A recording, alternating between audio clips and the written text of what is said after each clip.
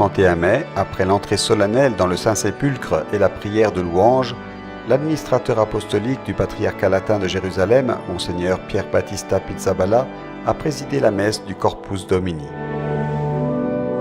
La liturgie solennelle a été concélébrée par le nonce apostolique en Israël et délégué apostolique pour Jérusalem et la Palestine, Monseigneur Leopoldo Girelli, et entre autres les évêques Kamal Batish et Giacinto Boulos Marcuzzo qui ont célébré leurs 25 ans d'épiscopat. L'Eucharistie est toute notre vie, et il est beau que Jésus soit vraiment avec nous. Il a dit « Je resterai toujours avec vous jusqu'à la fin du monde ». C'est la plus belle chose pour nous, prêtres, ministres du Seigneur, de célébrer avec le Seigneur, pour lui et avec lui.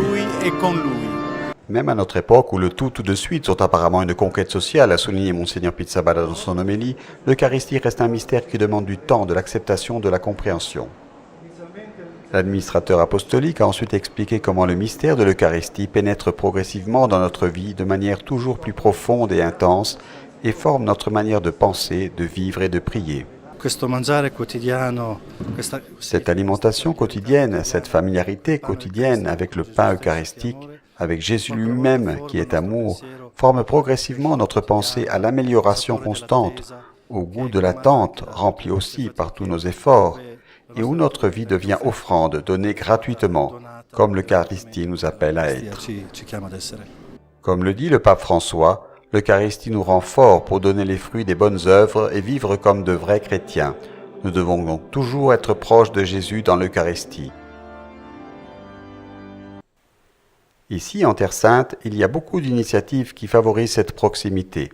À Jérusalem, par exemple, à l'Institut pontifical Notre-Dame, chaque jour est un jour d'adoration. Je suis très heureux d'être l'aumônier de cette église qui expose chaque jour le Saint-Sacrement. Peu à peu, les gens commencent à venir à l'église pour prier, parce qu'ils savent qu'il y a toujours cette heure eucharistique à Notre-Dame. Ils prient et gardent le silence.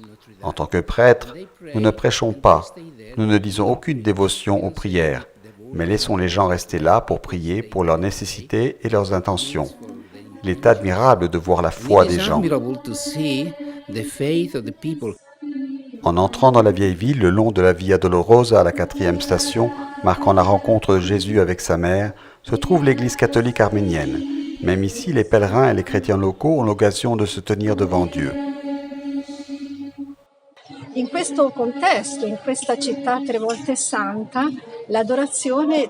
Dans cette ville 3 fois sainte, le culte trouve son habitat idéal.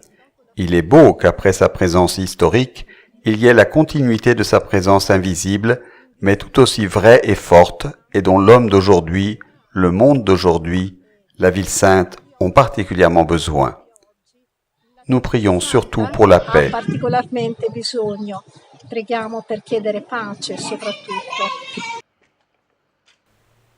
En nous déplaçant vers la Galilée au nord d'Israël, nous sommes arrivés à Nazareth où, à côté de la basilique de l'Annonciation, une autre initiative permet aux fidèles d'adorer Jésus dans le Saint-Sacrement. Nous avons déjà fait l'adoration samedi, mais comme le dit Jésus, si vous avez une lampe, pourquoi la cacher sous une table? Mettez-la sur le lampadaire afin que ceux qui entrent voient la lumière. Jésus Eucharistie est l'Église, qui n'est pas seulement pour nous, mais pour tout le monde. Nous avons donc cet endroit, cette chapelle, où tout le monde est invité à venir adorer avec nous.